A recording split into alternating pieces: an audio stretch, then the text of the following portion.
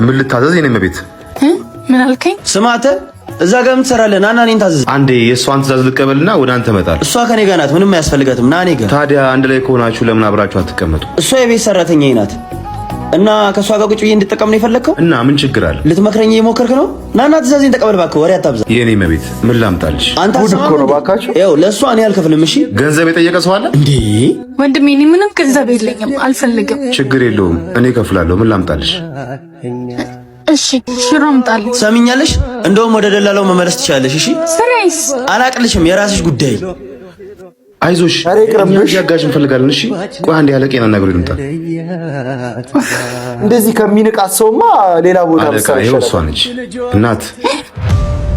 እንዴ አንቺ አለቃ ምን ነው ትተዋውቃላችሁ እንዴ? ምን አይነት አጋጣሚ ነው? ረጅም ዓመት ስፈልጋት የነበረችው እህቴ እኮ ነች። ወንድሜ እናቴስ ደህና ናት? እሱም ቤት እናወራለን። ነይ እንሂድ። ሄኒ ያልኩህን ብር አስገባልኝ። እሺ እሺ እሺ። አንተ ምን አይነት መገናኘት ነው? መገጣጠም ይለፍላስ ሲላት አይቷል።